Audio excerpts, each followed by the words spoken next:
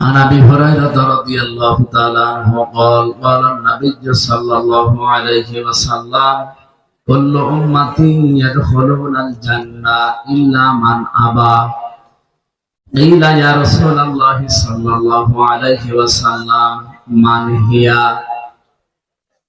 قال ما انا عليه قال من أطاعني دخل الجنة ومن عصاني فقد أبى رواه ابن ماجه إن الله وملائكته يصلون على النبي يا أيها الذين آمنوا صلوا عليه وسلموا تسليما اللهم صل على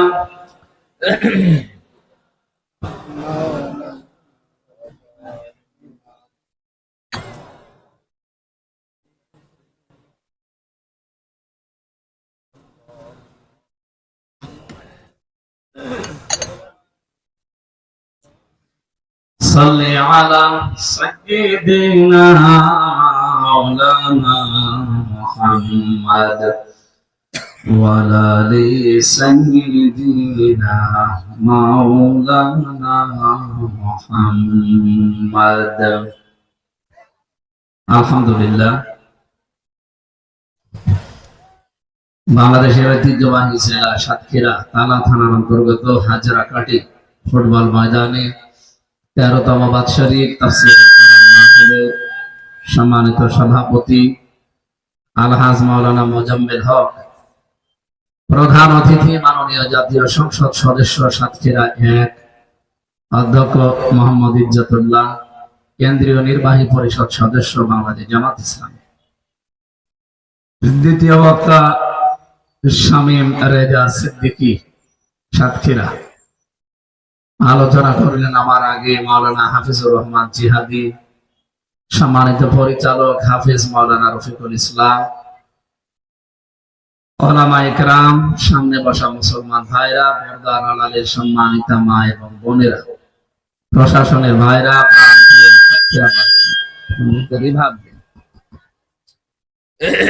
রিভাব দেন। যেহেতু এটা তাফসীরুল কোরআন মাহফিল আপনারা লিখে দিয়েছেন, আমরা তাফসীর আকারে স্থান কাল পাত্র ভেদে কথা বলতে চাই। এখন গরমের সময় যদি এই ওয়াজ আমরা করি,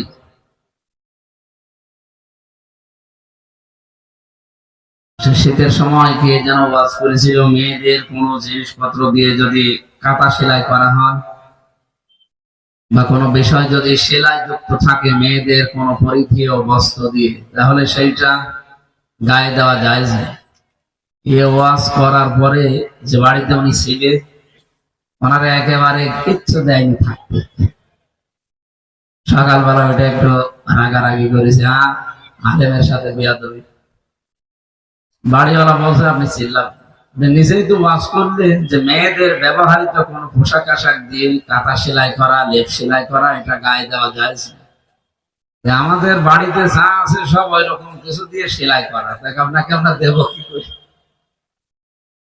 শীতকালের ওয়াজ গরমকালে করি, গরমের ওয়াজ শীতে করি, আবার আমরা যেন কষ্ট না পাই।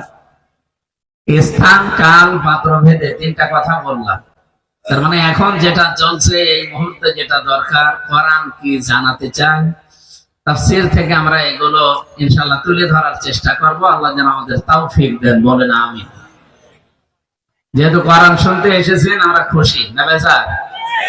আমির হামজার কথা শুনতে আসলে আমরা খুশি হতাম না, কারণ কথাগুলো কার বলেন তো? আমান আসদাকু মিনাল্লাহি কিলা, আল্লাহ বলেন আমার চাইতে সত্য কথা দুনিয়াতে কেউ বলে না। বলে নাকি? বহু মানুষের মিথ্যা কথা আমাদের কাছে সত্য মনে হয়। কত মানুষ ধোঁকা দিয়ে বোকা বানিয়ে আমাদের মাথার উপরে অনেকে বসে আছে, মানুষ ভোট দেবে না এই কারণে ওই সময় রাজি হয়েছিলাম। এই কথা কি তার মুখের কথা না মনের কথা? মুখ দিয়ে যেটা বলেছে ওটা তার মনে ছিল না, পুরা উল্টা। মুখের কথার সাথে কারো মনের কথার যদি মিল না থাকে, বাংলায় তারে আমরা কপটতাকারী বলি, আরবিতে বলা হয় মুনাফিক। বাংলাদেশে তো নেই। যদি কেউ থাকেন সংশোধন হয়ে যান, আমি আপনার কল্যাণ কাম। এই কথা বুঝলেন নাকি আন্দাজে একদিকে দিয়ে দিলেন? হ্যাঁ, বুঝতে পেরেছে। আমরা প্রত্যেকের কল্যাণ কাম, কিন্তু শয়তানের মতো না। শয়তান জান্নাতের ভেতরে হযরত আদম আর হাওয়াকে যে গন্ধম গাছের ফল খাওয়ানোর জন্য চেষ্টা চালাচ্ছিল, তিনি যখন বিশ্বাস করছিলেন না হযরত হাওয়া আলাইহিস সালাম, তখন শয়তান বলেছিল ওয়াকাসামাহুমা ইন্নী লাকুমা লামিনান নাসিহিন, আমি আল্লাহর কসম করে বলছি অবশ্যই আমি তোমাদের হিতাকাঙ্ক্ষী। শয়তান যে হিতাকাঙ্ক্ষী হয়েছিল, এটা কি উপকারের জন্য না ক্ষতি করার জন্য? আরো জোরে বলেন। যে ক্ষতির মাসল এখন আমরা দিচ্ছি। এমন ধোঁকা দিয়ে বোকা বানিয়ে গাছের ফল খাইয়ে এই দুনিয়ায় নামিয়েছে, এই যে চলছে কিয়ামত পর্যন্ত। না তো এখন আমরা জান্নাতে থাকতে পারব। জান্নাত আমাদের বাবার বাড়ি। কার বাড়ি? সবাই বলে। কোরআনে কারিমে রব্বুল আলামিন জানিয়েছেন, এখান থেকে একটা মাসলা মনে এসেছে, এই জন্য আপনাদেরকে আমি এটা শোনালাম। আল্লাহ পাক বলেন ওয়াকুলনা ইয়া আদম উসকুন আনতা ওয়া যাওজুকাল জান্নাতা ওয়া কুলা মিনহা রাগাদান হাইসু শি'তুমা ওয়া লা তাকরাবা হাযিহিশ শাজারাতা ফাতাকুনা মিনাজ জালিমিন। কোরআনে কারিমের আয়াত শুনলে খুশি হয়ে আল্লাহু আকবার বলতে। হযরত ওমর বলেছিলেন শয়তান ভেগে গিয়েছিল। আপনারাও অন্তত তেলাওয়াত শুনলে আল্লাহর এই নামটা উচ্চারণ করবেন, জবান করে বলবেন আল্লাহু আকবার। এটা সূরা বাকারার 35 নম্বর আয়াত। আল্লাহ তাআলা বলেন, আমি বললাম আদমকে যে উসকুন বসবাস করো, আনতা তুমি, ওয়া যাওজুকাল জান্নাতা এবং তোমার স্ত্রী এই জান্নাতের ভেতরে, অকলা এবং দুইজনে মিলে খাও। আপনি এই শব্দের দিকে খেয়াল করলে একটা বিষয় লক্ষ্য করবেন। এই আপনি গল্প করেন মানে? এখানে গল্প করা যাবে না ভাই, আপনার দিকে নজর গেলে সমস্যা। ক্লাসের মতো থাকবেন ঘন্টা খানিক, প্রত্যেকটি শব্দ থেকে শিক্ষা আছে। আমি আন্দাজে ফেসাল পারি না। কানে হাত দিয়ে সেই হরিণ একটা বান্দা ছিল গাছের তলায়, সুর করে বললাম, আপনি শুনি সুবহানাল্লাহ আলহামদুলিল্লাহ পড়ে না, আমার দরকার নেই। কোরআন থেকে গবেষণামূলক ভাবে কিছু বের করতে চাই। আমি এখন এমফিল এ আছি কোরআনের উপরে, বিশ্ববিদ্যালয়ে ডক্টরেট করার জন্য ইরাদা ইচ্ছা পোষণ করেছি, চেষ্টা চালিয়ে যাচ্ছে। বাকি আল্লাহর ইচ্ছা, আপনারা দোয়া করুন। এখানে আল্লাহ যে খোলা দিয়ে বছর দিলেন, কোনদিন এই আয়াত তো কতবার পড়েছেন জীবনে, ভেবেছেন কেন? আর সারা বিশ্বে প্রায় 113টা সংগঠন আছে মেয়েদের। কতটা বললাম? 113টা। বাংলাদেশে 13টা কাজ করছে অলরেডি। এই যে নারী পক্ষ, নারী স্বাধীনতা আন্দোলন, নারী বিপ্লব পরিষদ, নারী মুক্তি পরিষদ, এখন আবার নারী জুলাই পরিষদ বের হচ্ছে। এই 13টা সংগঠনের কাজ কি? নারীর মর্যাদা তুলে ধরা। এইটাকে বুঝি করে এই যে সৈয়দা রিজওয়ানা হাসান কি বললো দেখে ফেললেন না? বলে তারা মেয়েদেরকে গুরুত্ব দেয় না, এই জন্য জামাত ইসলামী বাংলাদেশকে আমরা এই দেশে মেইন স্ট্রিম শক্তি হিসাবে আবির্ভূত হতে দেয়নি। অথচ এটা একটা ডাহা অপবাদ জামাত ইসলামী বাংলাদেশের উপর। বাংলাদেশের জামাত ইসলামী মেয়েদেরকে যে সম্মান দেয়, অন্য কোন ধর্মে, অন্য কোন দলে সম্মান নেই। আপনি হিসাব নিকাশ করে বলেন। শুধু দল কারা হয়ে আন্দাজে কোন ফতোয়া দেবেন না। আপনার ফতোয়া যদি বাবার বিরুদ্ধে যায়, তাও দেওয়া হবে। যে সমস্ত ছাত্র সংগঠনরা যে কথাগুলো তোলে, এই মিথ্যা অপবাদ চাপিয়ে দেয়, আপনি দেখেন তারা এই দেশে 100টা ধর্ষণ করার পরে মিষ্টি বিলোপন করেছিল একটা বিশ্ববিদ্যালয়। এটাকে আমি মানিয়ে বললাম। জসিমউদ্দিন, ঢাকাতে, জাহাঙ্গীরনগর। আপনি চিন্তা করতে পারেন যে এই দলের ছাত্র সংগঠন 100টা মেয়েকে ধর্ষণ করার পরে আনন্দে মিষ্টি বিলায়, তাদের হাতে মেয়েরা কেমন নিরাপদ। এই সমস্ত সংগঠনের যে কাজগুলো ছিল আসলে তারা ওই কাঙ্ক্ষিত মানে যেতে পারছে না। আল্লাহ রাব্বুল আলামিনের কোরআনের নিয়ম নীতি তাদের কর্মসূচিতে না থাকার কারণে আমরা জামাত ইসলামী করি, আমরা ইসলামী আন্দোলন করি বা অন্যান্য যে ইসলামী দলগুলো আছে আমরা করি খেলা করার জন্য না। আমাদের কর্মসূচিতে কোরআনে কারিম আছে, এইটা আমরা মানুষকে বোঝাই যে আল্লাহ কুলা দিয়ে বসন দিয়েছেন, একালে প্রাণ দিয়েছেন। কেন দিয়েছেন? হযরতে আদমকে আল্লাহ ডাক দিয়ে বলেছিলেন, আদম বউটা নিয়ে এবার চলে যাও জান্নাতে। এখান থেকে প্রথম মাসলা, এই মাসালা বোঝেন? মাসালা বলে না হুজুর, একটা মশলা দেন, এসে মশলা এর প্রথম মাসালা এখান থেকে বের হয়। হযরতে আদমকে আল্লাহ ডাক দিয়ে বলেছিলেন যে বউ নিয়ে চলে যাও জান্নাতে। আর আমরা সবাই জানি জান্নাত আমাদের বাবার বাড়ি। কার বাড়ি? আরো জোরে বলে। প্রথম বিষয়ে বিয়ে করে বউ নিয়ে আপনি বাবার বাড়ি যাবেন নাকি ঘর জামাই থাকবেন? অনেকে তো ঘর জামাই থাকে। এলাকায় ঘর জামাই আছে? আপনি কি ঘর জামাই নাকি? না, আপনি না, অনেকে থাকে না। আপনি ঘর জামাই থাকবেন কোন কারণে? আপনার লজ্জা করে না? আপনি আরো বউ নিয়ে বাবার বাড়ি যাওয়ার নিয়ম। বাবার বাড়িতে যে আপনি কি করবেন? বউ ঘরে তালা বদ্ধ করে রাখবেন, নারীর অধিকার ক্ষুণ্ণ করবেন না। আল্লাহ প্রথমেই নারীর অধিকার দেওয়ার জন্য একাধিক প্রাণ দিয়েছেন, দ্বিবচন অকুলা। আল্লাহ যদি দিতেন আংতা অকুলা, তুমি নিজে খাবে এরপরে বউকে খাওয়াবে না, একবারে আংতা বাদ দিয়ে আল্লাহ কুলা দিয়েছেন। রব্বুল আলামিন জানাতে চায়, আদম যেই মানের খাবার খাবে তুমি, যেই মানের পোশাক পরবে, যেই মানের জায়গায় থাকবে, স্ত্রীকে ওই মানের খাবার খাওয়ানো লাগবে। এই নির্দেশ কার? মেয়েদের উপরে যে অধিকারটা আল্লাহ এখানে প্রতিষ্ঠিত করে দিয়েছেন, কিয়ামত পর্যন্ত কোন ধর্ম এই অধিকার দিতে পারবে না। আজ অন্যান্য ধর্মের বিষয়গুলো আমরা যতটুকু পড়েছি, ইসলামের চাইতে অনেক বেশি আছে সেই মেয়েদের সম্মান মর্যাদা। রব্বুল আলামিন এরপরে জানিয়েছেন, রাগাদান হাইসু শি'তুমা, স্ত্রীকে নিয়ে শুধুমাত্র ঘরের ভেতরে এক জায়গায় বসে বসে সময় কাটাবে না, একে নিয়ে মাঝে মাঝে ঘুরতে যাবে, যেখানে ইচ্ছা যাবে, যা ইচ্ছা খাবে। তার মানে বউ নিয়ে বাড়িতে এসে বসে থাকা, এটা নারীর অধিকার ক্ষুণ্ণ হয়। যেহেতু মেয়েটা ছোটবেলা থেকে বেড়ে উঠেছে তার বাবার বাড়িতে, একটা পরিবেশে ছিল, আপনার কাছে এসেছে, আপনি সময় পেলে সুযোগ হলে মাঝে মাঝে তাকে বেড়াতে নিয়ে যাবেন, এটাও তার উপর আপনার দায়িত্ব। এদিকে তাকান, ওদিকে তাকিয়েছে। এতটুকু আল্লাহ যদি শেষ করে দিতেন আমরা আয়াত পড়তাম না। এর পরের শব্দটা এবার আমাদের জন্য।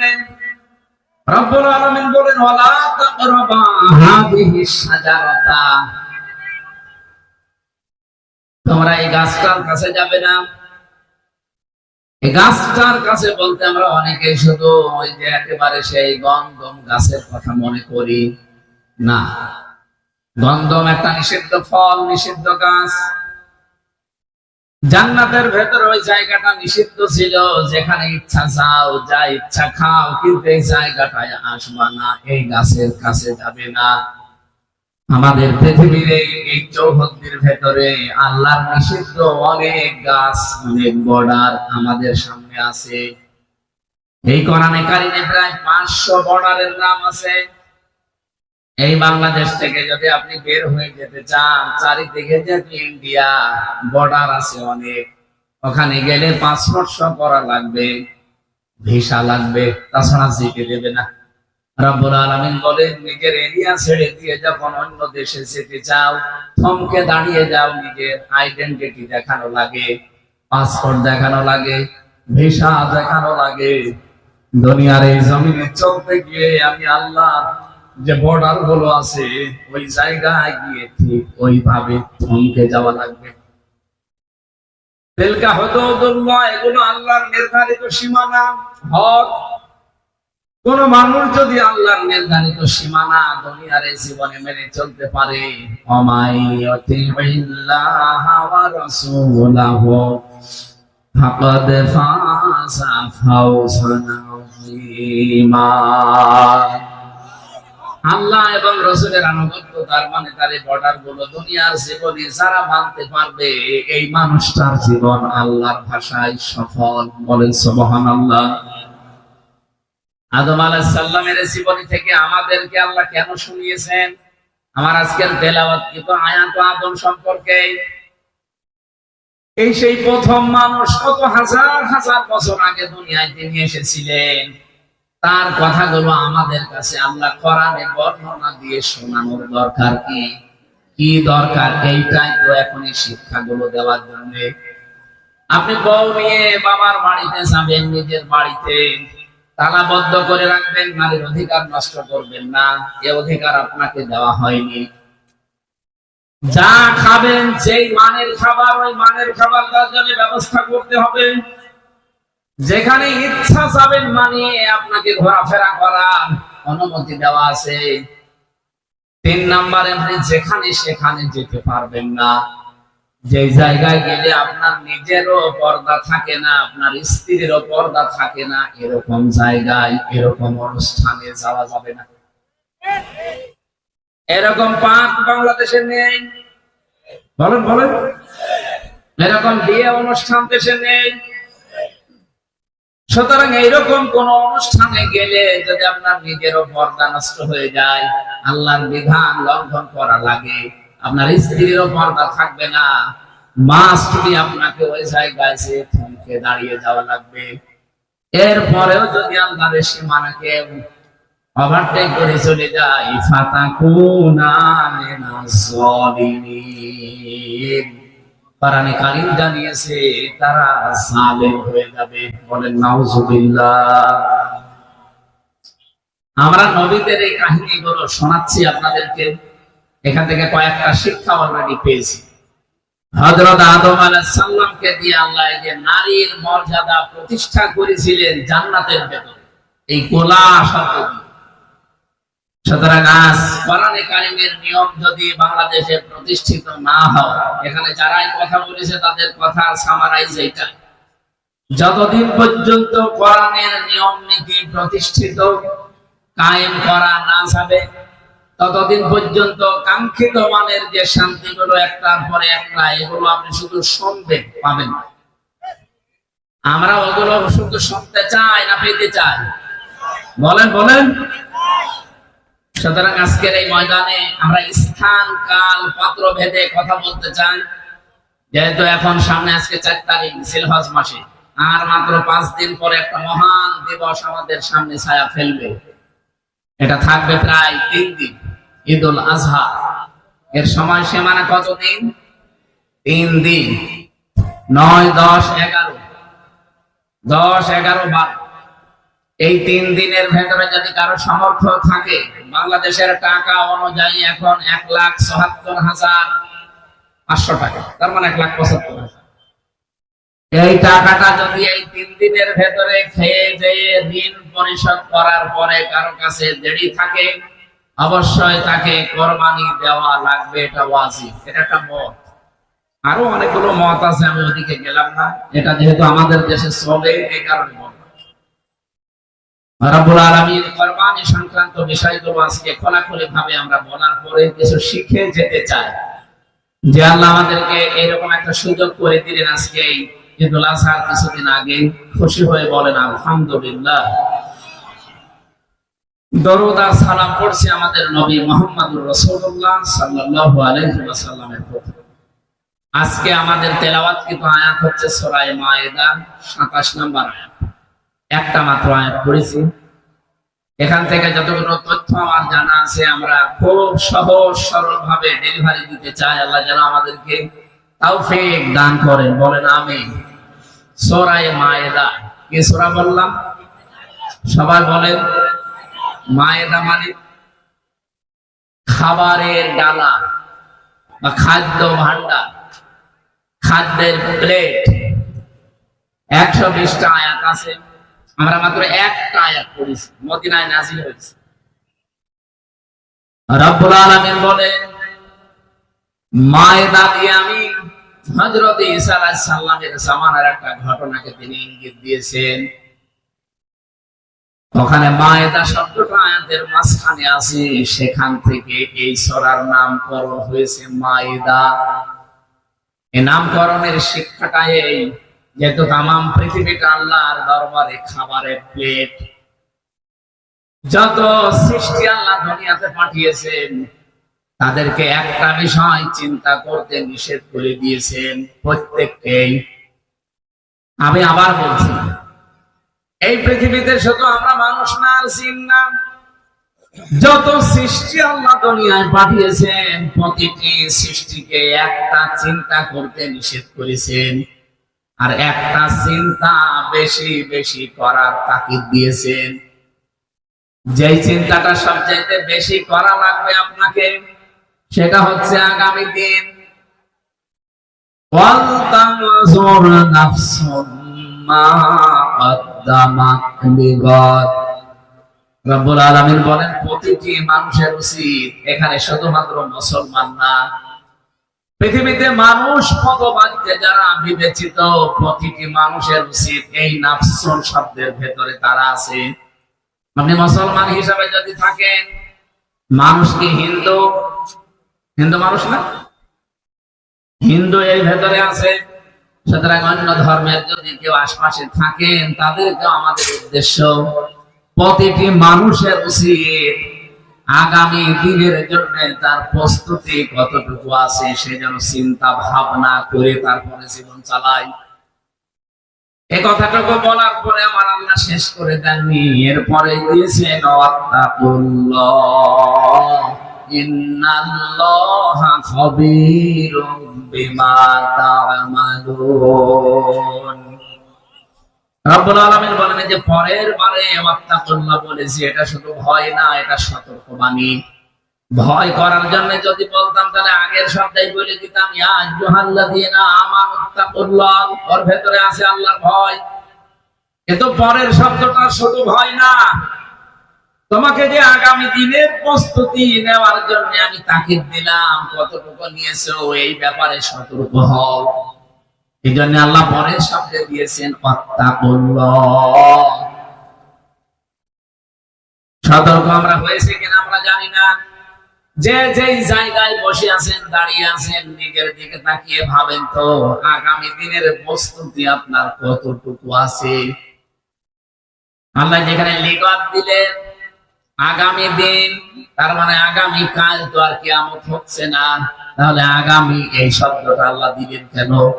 কোরআন শরীফের আয়াত কি ভুল? আরো জোরে বলে, এর ভেতরে সিগনিফিকেন্স কি আছে? কোনো কিছু হয়তো আছে। লিগাত শব্দটা নিয়ে আল্লামা ইবনে কাইয়্যিম রাহমাতুল্লাহ আলাইহি উনি একটা ব্যাখ্যা দিয়েছেন। উনি বলেন, এই পৃথিবীতে কেউ যদি 100 বছর বেঁচে থাকে, আখিরাতের যে জীবন শুরু হবে 50 আলফা সানা মিম্মা তাউদ্দুন, মরণের পরে মানুষের জীবনে এক একটা দিন হবে দুনিয়ার এই হিসাব অনুযায়ী 50,000 বছর।